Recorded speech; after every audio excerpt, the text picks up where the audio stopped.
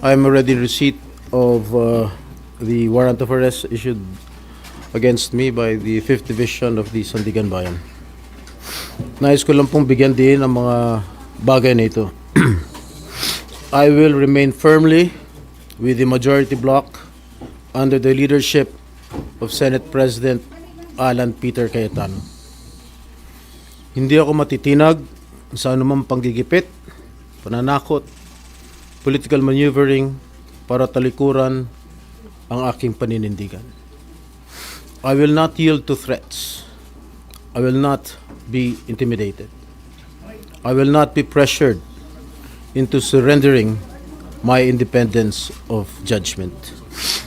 I am giving instructions to the Senate Secretary to put on hold my salary. Personal kong pasya ito upang ipakita sa sambayan ng Pilipino na wala akong intensyon makinabang sa pondo ng bayan habang nililinis ko ang aking pangalan. At higit sa lahat, hindi ako papasailalim ng kustodya ng Senado. I will not seek Senate custody. Hindi ko gagamitin ang Senado bilang panangga laban sa mga aligasyon sa akin. Nakahanda akong ipagtanggol ang aking sarili sa hukuman at hindi ako magtatago sa likod ng institusyong ito upang umiwas sa proseso. Ipagtatanggol ko hanggang sa huli ang aking sarili para patunayan na walang batayan ang mga paratang sa akin. Kalokohan ang lahat na ito. Mismo ang Senate Legislative Budget Research and Monitoring Office o LBRMO ang nagsabi sa Ombudsman na wala silang anuman dokumento o record na nagpapakita na ako ay nagpasok ng anuman insertion sa 2025 national budget.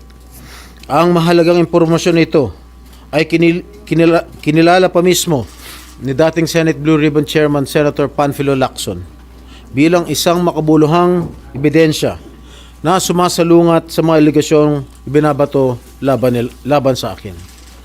So how can the Office of the Ombudsman file a plunder case against me when I am not even alleged to be part of or the mastermind of the supposed scheme? Wala po akong kinalaman dyan. Ngayon ko lang po isa sa publiko ito. Maraming beses po ako inalok na talikuran ang independent majority bloc kapalit ang pagbabasura sa aking kaso. Ngunit, hindi ko po ito tinanggap. Mas nanaig ang paninindigan ko na ako'y manatili sa hanay ng mga kasamahan ko sa independent majority bloc. I stand my ground. Ngayon kung tatanungin niyo kung sino sila, abangan ninyo ang susunod na kabanata. I stand my ground because what is at stake here goes far beyond my personal circumstances. What is at stake here is the independence of the Senate. This institution must never become vulnerable to external pressure.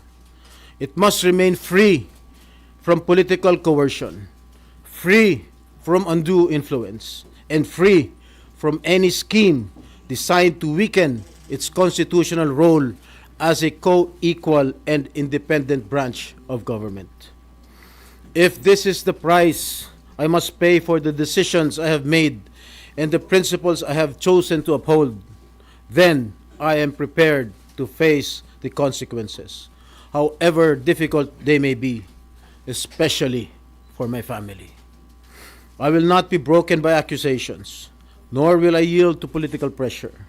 I will meet these charges head on, defend my honor through due process, and place my faith in the truth. I will be proceeding now to the CIDG to voluntarily surrender myself. Maraming salamat po.